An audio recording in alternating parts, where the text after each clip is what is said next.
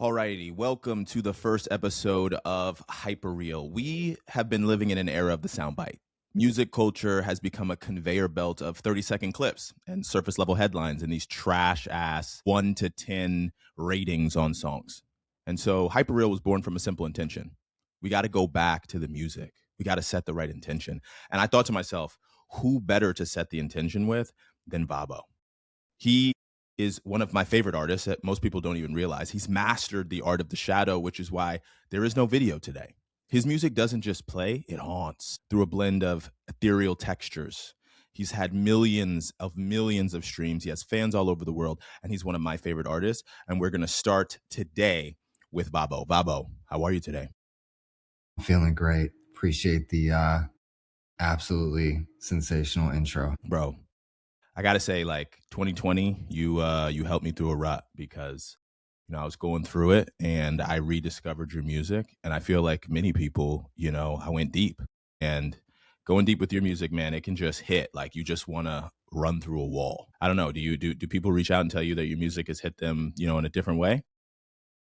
Yeah, I mean, it's kind of the whole point, like I'm saying some things that are like borderline, I don't know, cringe at times even, but it's just like I'm just being like really, really honest about me.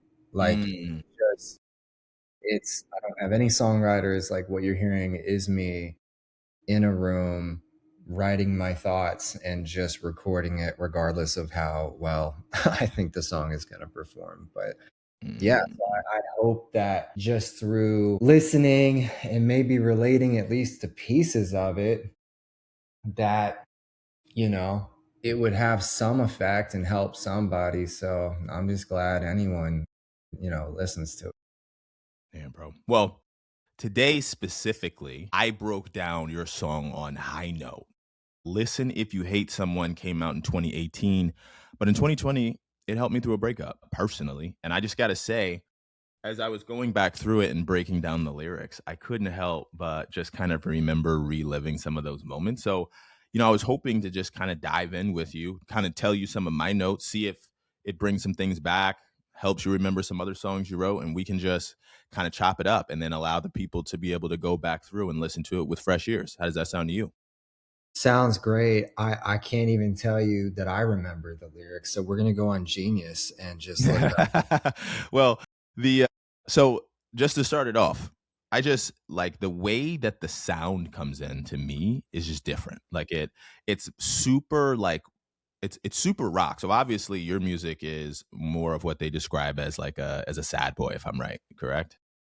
Yeah, definitely. Like it falls into that, but it's heavily inspired by rock music to your point. So it is that genre of whatever you want to call that, X P whatever, but I always tried to throw a rock side of it just because that's like I listened to like Joan Jett and the Blackhearts like growing up. Like it's just Mm, I'm at like my core in more rock and roll, but the music that I make is what you're describing.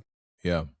So like I think when I look back, I didn't have a book, but I had a note section in my phone that I didn't call it I Can't Stand You, but it might as well have been that. And I feel like maybe that's sometimes I feel like you say the quiet part out loud almost immediately. Like I could write a book called I Can't Stand You.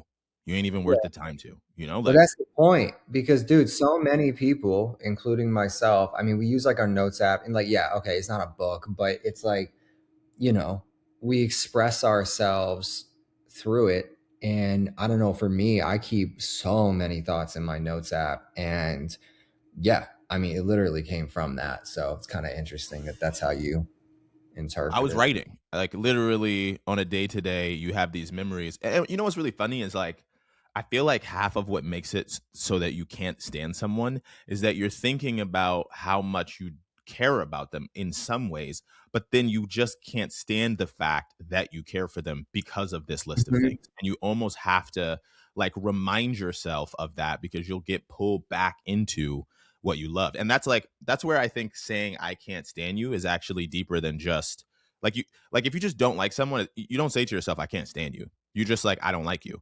But if you say I can't stand you, especially how you come in where you're like, I could write a book called I Can't Stand You. Well, that's the whole point, dude. Like, think about this, right? Mm-hmm. The whole idea and why I think this song did better numbers than some of my others is that, like, you ain't even worth the time to, right? I know that I shouldn't be how many of it, like, people feel that? And then a single day of us is too much to undo is just a more creative way of saying, like, every day is just a freaking whirlwind. Like, I don't know what I'm going to come home to. Are you even coming home? Whatever. And Mm-hmm. then, it's funny how you think I could forgive you just because I've been, and so many people have been in situations where someone does something to you Mm-hmm. and then they're like, you should just get over this. And it's like, well, I can't. Right. I mean, Mm-hmm. that's all said in just the first four lines. But that kind of the idea in most of my songs is to just paint a picture within the first four lines. So hopefully that paints a picture and it's like, oh, I've been through this before. Right. And then once it gets into the verse, then it Mm-hmm. goes into more of like a situation happening now relevant to that, if that makes sense. It does. Literally, I like one of the notes I made on High Note was like, you ever been surprised at the audacity of someone thinking an apology could fix things? Like, it's almost like it's almost like shattering a plate, like just throwing it on the ground, shattering it, and then thinking like an apology is gonna fix it, some tape. Like, it's Well, not I the mean, same plate. to get deep on this real quick, it's like, and you and I talk about this a lot, like these are narratives, Mm-hmm. right? We all put narratives in our head of what it means to be with a person, right? This is our story. Well, they have a slightly different narrative in their head, right? But Mm-hmm. typically, if you're in a relationship, the narrative is somewhat similar or should be.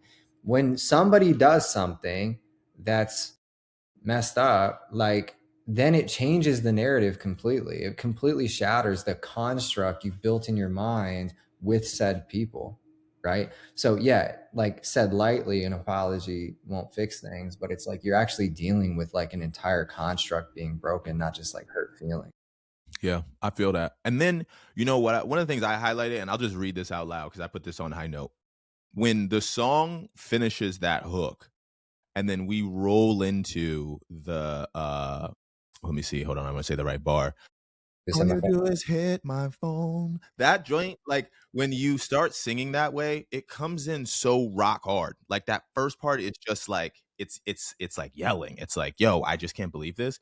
And then it's like I basically said I love the progression into the actual verse. It's so rock at the start, but then it transfers into what feels like being fed up. Like I don't know how to describe it, but again, this part to me just feels like that sadness where it's beyond your tonality. control.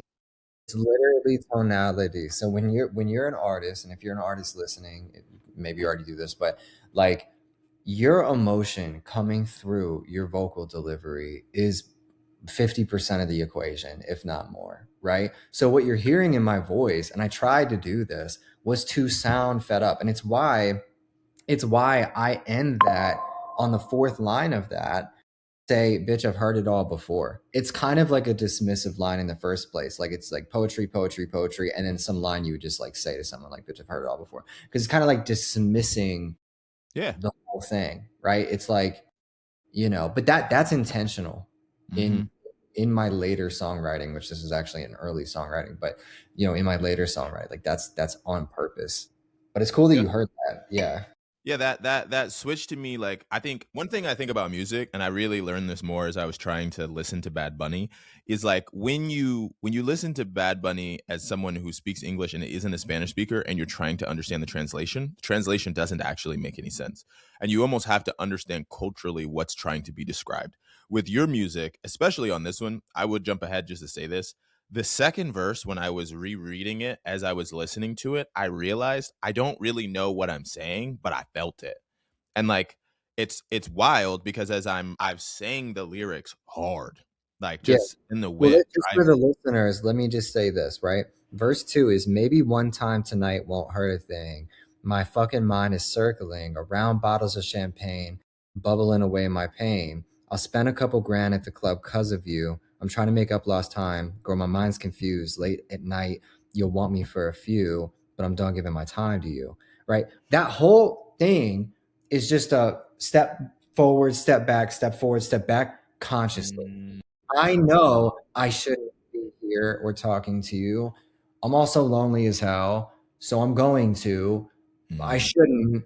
You're fucking with me. I like mm, you. I don't like you. It's just like, and we've all been through that, right? Like we've all been in periods of time where we're just like, yeah, I probably shouldn't be here, or I am probably using you and I shouldn't do that, or I'm being used and I know it and I shouldn't. Like something in that, like you've probably felt, right? So that's all it is. The first one is more of like trying to be real with myself.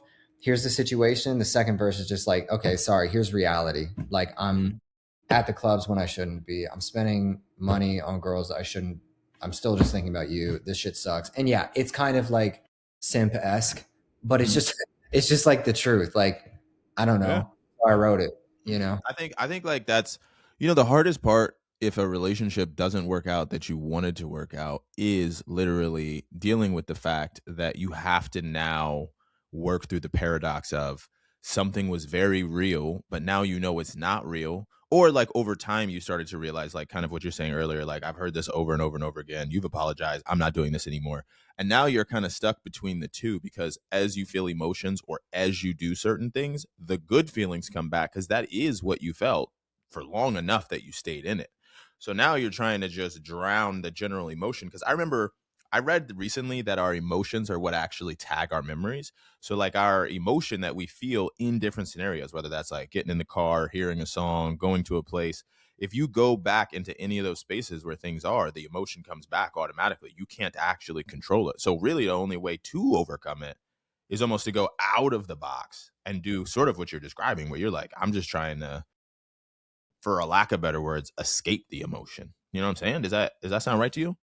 Kind of, yeah. I mean, simply said, right? We all hear this, right? Whether it's from us or somebody else. I have trust issues. All these girls are the same, or guys, whatever. Like, I don't want to start over. Those are the things that we say with our words. What we're really experiencing is a construct, but really a belief system of what something was, should be, and was going towards in the future, having that belief system shattered. It's a deep, like, thing. It's a really, really deep thing that it impacts you psychologically, right? And those belief systems are what form our constructs. I am this person. This is my identity. This is who I'm with. We're going to do this together.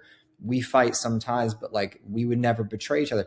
When somebody does something outside of that construct that you've built in your mind, right? And you go, oh, I don't even recognize you anymore. No, they were always that person. You just did not see them that way. You just did not know that that was part of reality because you had your own construct. And when somebody cheats on you, or they leave you, or they betray you in some way, you're shattering a construct. And when we as human beings have these constructs shattered in our lives, it changes us because it causes us to pause and go, I was wrong.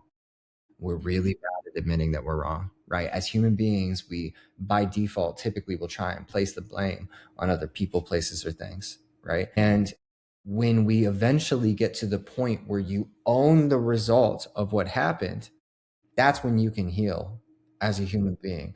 But Steve Jobs said this really well. He's like, he thinks that everybody should be at some point like an entrepreneur so that they can go see something through for a few years, have it not work essentially, and then be forced to face ownership over those decisions that led to something not going the way that you assumed would based on how you saw the world work. It's the same thing in relationships, right? And it's why a lot of the time, like breakups are canon moments, not because of the person, but because of the belief system that was shattered and you having to rebuild yourself from the construct that was broken, right? But Yeah. these are the parts that we don't say out loud. We just say, oh, I just don't want to start over. I have trust issues. But there's so much like underlying all of that.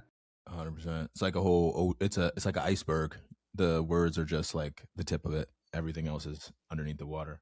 The Yeah, but once you know, real quick, like as again, as a human being, I use this knowledge per Mhm. se, or whatever, but like even within music, when you understand the way people think, right? You know me as a musician, I'm like a reverse engineering type of musician. I didn't focus on shows, I focused on algorithms, the yada yada.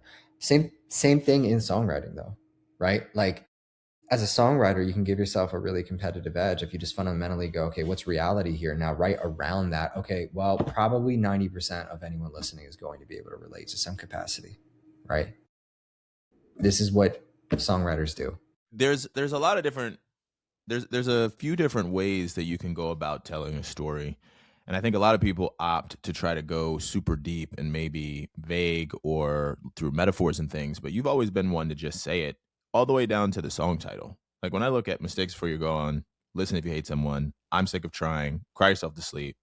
Like these are just statements almost. Like this is like you know exactly what you're getting with the cover of this book, and you always come through with it by giving very direct sort of like visualizations and wordplay.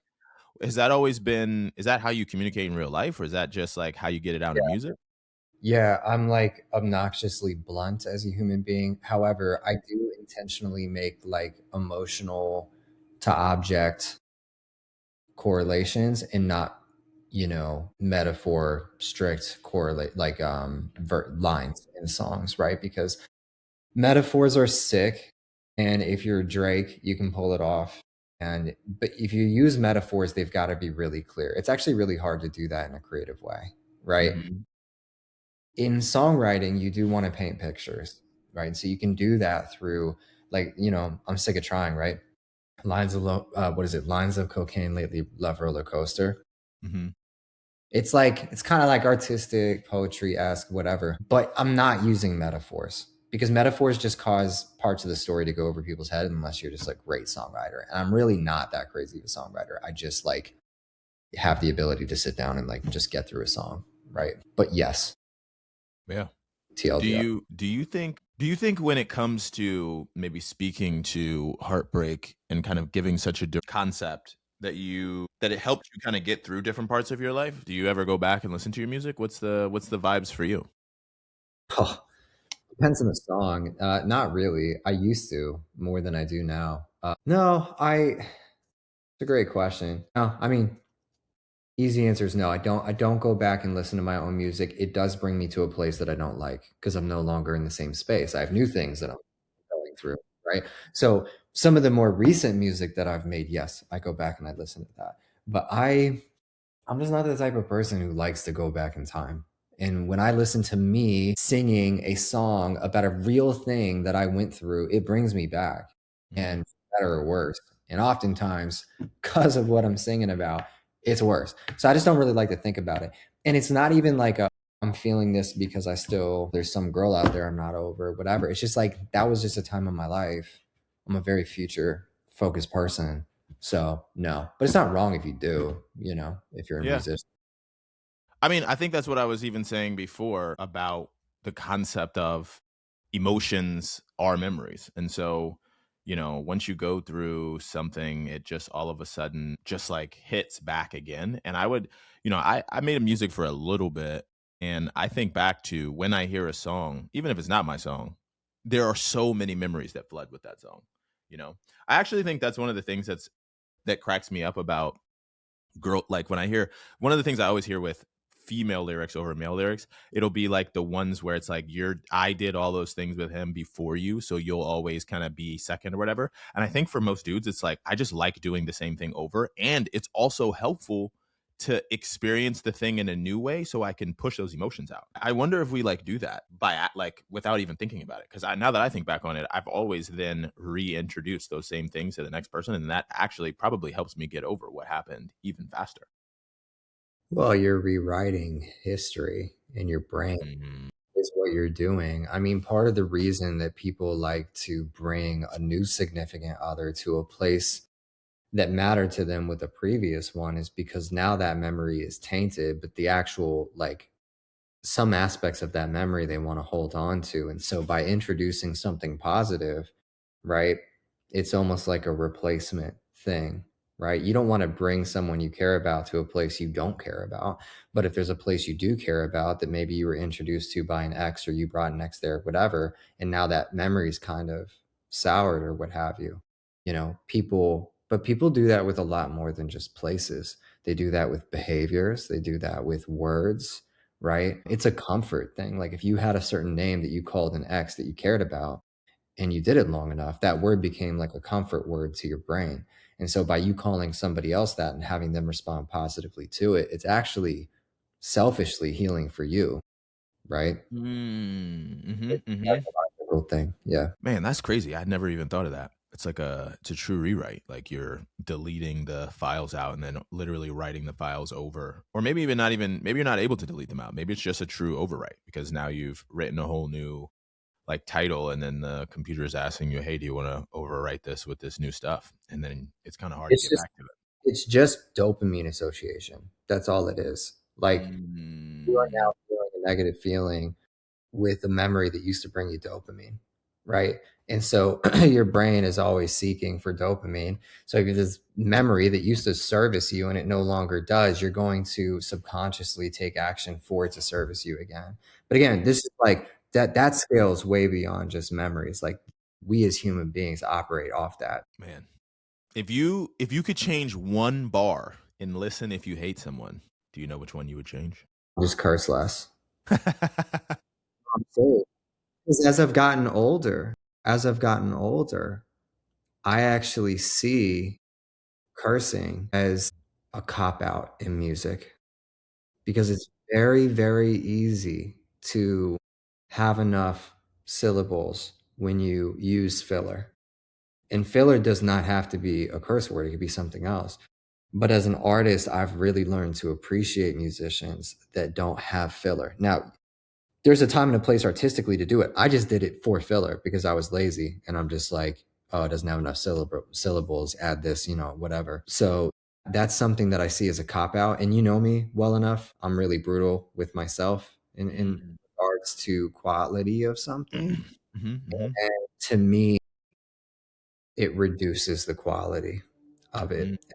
You also alienate your music twofold. One from radio level play, Mhm. we have clean versions and such. But two, from audience. There's a lot of people that don't like to hear someone aggressively say the F word, right? It's Yeah. abrasive. It's abrasive to them. And you're alienating your music and your emotion and your message from people, like a significant amount of people, especially various generations, where it's completely unnecessary to do that. And you can still have just the same level of impact. And so, yeah, there's a lot of reasons, but I think just the cursing mainly. And I think some of the analogies I would use were pretty insane looking back. Like, I get it. I was really young recording these songs, but I listen back and I'm like, that was like kind of crazy. It is what it is, man. It was real and it's how I was speaking at the time. And that's just how recording music goes. 100%, bro. I think one of the things that people overlook, especially when you look back at younger generations or you're trying to teach a younger generation something, is saying like to make less of the feelings that someone's having. But in truth, if you think back to that time, it's your first time feeling those things and may actually be the hardest you ever feel it, just because it's an emotion you've never felt, like heartbreak, trying to disassociate yourself with someone, falling back with them, then being let down. Like feeling those things for the first time is wild because you've never felt it. You may know about it theoretically, but in that moment, I mean, I remember my first heartbreak, it was just gut wrenching. And I think back now, and maybe I can say to myself, "Oh, it wasn't that bad," because I'm older and maybe have more context as to maybe it wasn't as big of a deal. But in that moment, it was definitely the biggest deal that had ever happened to me, and I definitely cussed a lot. So I feel like in some ways your music hits because maybe people get older and they don't want to say the quiet part out loud, but you got the opportunity to say it in that moment exactly how it feels. It doesn't make any sense Yeah, how much it and to hurts. your point about like your first of anything, like we as people, we chase seconds, right? Mm, And what I mean by that is that you can't chase a first because you don't really even know what it is. But when you get a taste of something, right? Whether you're a drug addict and this is the first time you did something heavy, whether it's the first time you're with someone, whether it was whatever it is, we chase said thing, right? Made us happy or feel good or whatever. You know, this is also like that behavior is also why you can become really jaded after a while, right? Once you mhm, had a mhm. breakup and like it hurts, like you just absolutely gut wrenching and shattering, right? If you cared about the person. Second time, pretty much the same. Third time, a little less. If you've had like 10 serious relationships, by the next one, it's not that you don't care, but you're just like, whatever, I'll find another. You start to become jaded as a human being. And I think it's actually Some people might look at it as a strength. I don't really see it as a strength, right? It's Hmm. really, I think that we're here to experience things, right? Like we are here to have a good time and, I don't know. It just like it reduces the human experience that you're having by becoming jaded. So I just urge people like whether it's you or anyone listening, like don't be so fast to rush into things, like enjoy first time experiences as they're happening and don't, just do your best to not become jaded. Cause I'm on the other side of that where I'm extremely jaded to things and it reduces the quality of whatever thing that you are jaded with, Yeah. right? As a whole. Yeah.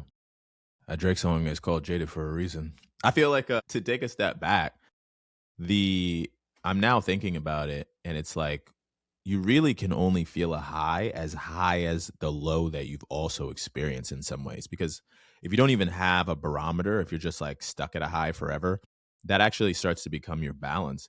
I do think there's some beauty to experiencing lows and highs in life, but there is something to when it starts to feel like a pattern going high low, that you start to sit in that middle because you start getting annoyed with it, because it's not like, in that past where maybe you went through something difficult and broke up and it was really great, and then now you're dating someone and you're like, oh, this is so different, and all of a sudden you're feeling a high that's opposite of that low. If you do that 10 more times, that fluctuation, I mean, like blood sugar is just like, it's not good for you to have that same thing happening over and over and over again. I do think it's great to feel it and be in the moment, but I definitely see what you're saying about getting jaded after a while, because you're just like, I'm sick of these like super high highs and super low lows. Like I just want to get some balance. Absolutely. And it is both sides. You can become jaded to positive experiences and you can become jaded to negative ones. Mm, Like I remember, I don't know when it was, but like my life changed a lot around 2021 and I started living a different life, I'll just say. And there were a lot of highs, but those highs eventually just became the norm and I didn't appreciate them at all. Right. Just like the lows can get, you can have a lot of lows and eventually you can just get to a point where you don't really care. But it's a double edged sword, like on all accounts. It's not ideal. So I know that you said looking back at some of the music, it's kind of like, dang, I've changed a lot. What's sort of the present and the future for music? Are we going to get more Vaboh tunes? Are you done with music? What's the vibes? It's a great question. I am rediscovering what music sounds like with my life today Mm, because I am so different, dude. I am not the same person. You know my life behind the scenes. I don't post my life behind the scenes. It is, so long story short, I'm experimenting heavily. I have a file with over 200 songs in it that I sheesh. don't like. I like them sonically, and I think they would perform well, but one thing I've always tried to do, regardless of if people like the song or not, is just keep it real, just because I Mhm. know, like, when I look back in 10 years, like, I can look at the songs that I recorded 10, 12 years ago and go, "I don't like the song now," but I know that that was me, and I was being genuine with myself, and I actually appreciate that a lot. I don't look back and go, I was being fake here." I just hate, you know me, I don't like wearing fake brands. I don't like anything fake. Fake Yeah. to me, just death. Why even do it? Like it makes no sense. So for me, it's important that I don't just put out music because I'm contractually obligated. I'd rather break the contract and be real and put music out that I go, yeah, that actually represents where I am right now. And so, that's where we're at. We're in the studio. We have an amazing space. Last year I built like my dream recording studio. I love it. The environment's amazing and I'm just gonna put more music out when I want to. I feel that. I think that's the trick. Like, you hear a lot of artists talk about going through something difficult or making music where they look back and they're like, dang, that was disingenuous, and they don't even enjoy like, I think sometimes the worst thing that can happen is, whether it's content, a book, music, if you do something that you don't really love or enjoy, or you can at least in that moment say was really you, and now you have to live with the fact that you have to be that thing infinitely, because you never know. Like once you put something out, it's gone, right? You can't bring it back in. And you hear that with artists talking about having to do a song that everyone wants to hear, and you're just like, man, I really just don't want to do that anymore. Like maybe Yeah. for a moment it was good, So but now, many, so many musicians talk about, and it's real. But just we as people don't want to do that. Like we want to, and I've, more than most people, I've worked very, very hard in my life to curate it in a certain way, right? I've got my houses that I want. I've got the cars that I want. I've got the people in my life that I want. Like coming from where I was at 16 now has been an intentional uphill, upside down battle against gravity and everything else. But it's been intentional. And I've curated this life. And I almost, I say almost because, never know in life, but I almost refuse to do anything that I just don't want to do at this point, if that makes sense. And it's selfish, right? It's selfish, but it's not like over somebody, right? There's people plenty of times like go out of my way for people I care about and whatever. It sounds more selfish than it is. But I just mean fundamentally, like I don't want to release music that I don't want to release, right? I don't want to spend time around people I feel are fake. I don't want to have things over my head that I don't want over my head, right? mhm. I've gotten to a point in my life where I have already curated my life to how I want it to be and on a direction to where I want to go. Anyone can do it at any time, right? It's a mental decision to do that, but I'm there. And so that's part of the reason. It's not like, oh, I'm just being some dramatic artist. It's just like, nah, just why even do it? Why put something out that I don't like? I feel that. I feel that. I think like just hearing this depth, a lot of people are gonna be able to take a lot away, both artists and the people who've been waiting for your next music. I think this is deep. Like it's just something that I don't know. I feel like in this world, a lot of people only really care about like, how do I get more followers? How do I get more money? How do I get more of this? And that's the messages I get even for my content. It's like, how do I get like you? And I'm like, the only thing that you should want to do like me is that you love doing what you're doing. Because I love making this content. I'll make 5 to 15 videos every day into infinity. I've met people who are very famous and people who are not famous and people who are very wealthy and not wealthy. It basically has absolutely no correlation to your happiness or whatever. And that's so like, that just sounded cringe or cliche, but dude, it's so freaking true. Like, it really doesn't matter. The journey is what matters. And you only are able to tell that in hindsight. Like, the lines only connect from the future, right? It's because you're only able to know that once you've hit your goal or surpassed it, and then you look back and go like, it was kind of more fun on the way here, right? Like that's it's so common. It's like almost everybody, dude. And then when you ask like people who have hit whatever your goal is or beyond, they all say the same thing for a reason. And like there's some peace in that, right? Like there's a lot of peace in that if you can really internalize that, which usually requires you to have gone through this yourself. But there's peace in going, okay, the journey that I'm on now is the fun part. Yeah. And it's why it's so important. I don't want to like steal your words because you've said this to me a lot, but it's so important to have goals for after your goals. Hmm. Because my goodness, so many times you accomplish a goal and then you're there and you're standing there like mentally naked, like, okay, what now? And then you just get weird, right? Yeah. It's no, you need to have something for after that and after that and after that until you die. Because that's the Mhm. whole point. The whole thing was like a journey, right? I don't know. If you haven't felt it or gone through that, it sounds like noise, but if you've gone through it, you're sitting there going, "Oh my gosh, yeah, that's so true." Yeah, I mean, I remember what it was like striving to get to a spot, and then I remember hitting that goal. And then you realize like you have to keep living. And I think movies, I mean, this is the whole concept behind my book, They Lied to You. Like so much of life has become how do I get to a destination more efficiently? Like how can I get there faster? How can I fly there faster? How can I enjoy it quicker, eat it faster, get the coffee made more instant? And then and you actually lose a lot of the I don't even know what the right word is. Like there's a word in Japanese. I can't think of what the word is, but it's like there's just something more to life that happens when you're on the journey.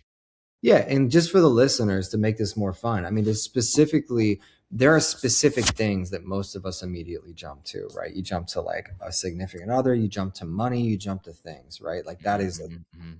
Those are the if three. you are a 14-year-old kid scrolling Instagram, you're thinking about trying to find like a baddie make $1 million and buy a Porsche GT3, right? Like that's pretty much what social pressure will make you think is being successful. Right? But then for those of us that have become worth $1 million or $5 million or whatever, and then you've had a baddie or two or whatever, and then you've had these things, that's what I'm saying. Is that you look back and go, oh, it's the dream is the product.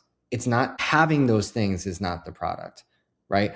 The dream of having those things is what you're being sold to in an algorithm or whatever, right? Does that make, Yeah. you know what I'm saying? That makes perfect sense, bro. And honestly, I said that in a video I did the other day. DJ Academic said there's no way that J. Cole wants to ride around in an old Civic and be bumping music with a bunch of fans. And in my head, I'm like, actually, if I could go back to 2009, like being in high school, playing No Ceilings with the homies, riding around, getting McDonald's, scraping money together to get Slurpees, like Yeah. 2013 when I was listening to Nothing Was the Same. Like those were actually moments when you look back, you're like, dang, that was like a It wonderful was a time.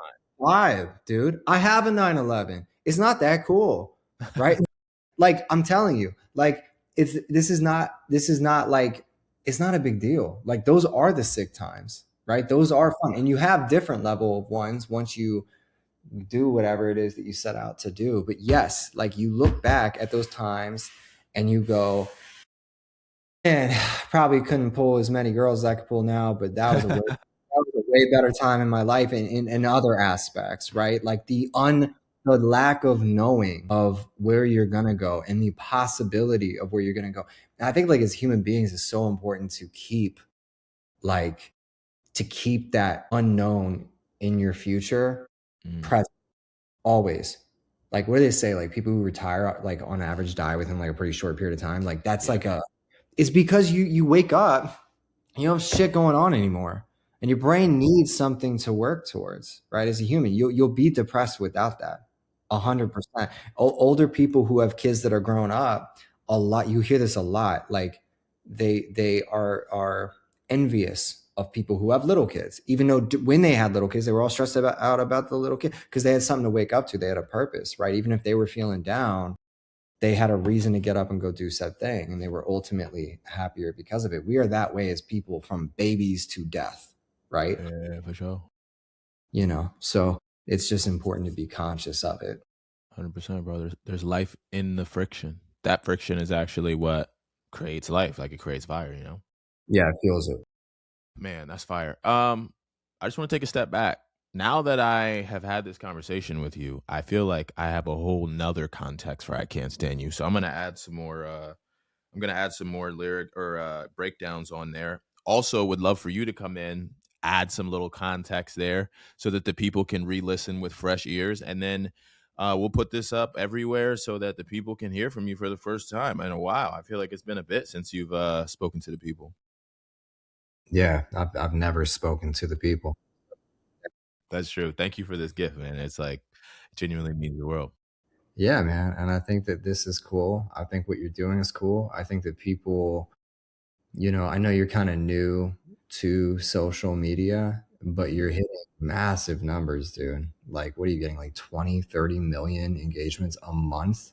Yeah, it's been pretty crazy. People, yeah, you're getting more engagements than like people's favorite rappers out here. So just congrats on all that, dude. Thanks, man. I think it's all about setting the intention. I talk to people who message me are like, man, I'm enjoying music more rather than like just sitting around critiquing everything. And I think that was the problem. Like we got into this Yelp mindset of like, let me figure out how I can dock points off this music and what I didn't like and what my expectations weren't met. Instead, I just want to take a time to even go back to the music that's amazing. Like this music was a part of my life and now I get to go back with fresh ears, feel different, have a different feeling, see it through a new lens. Like I think that's beautiful and it's a great way that we can connect. So I'm grateful that we could start with you because you definitely got me through a tough time. Appreciate it, man. Well, this is the HyperReal podcast brought to you by High Note. We are going to be doing this more often. If there is a favorite artist that you have, let us know. Put it in the comments so we can reach out to them and have them join the pod, and we can do a song breakdown so you can get a whole new context, a whole new idea, a whole new vision for the music, because that's our goal here. So thank you again to our guest, Vaboh. You are the absolute best. I'm a huge fan of you.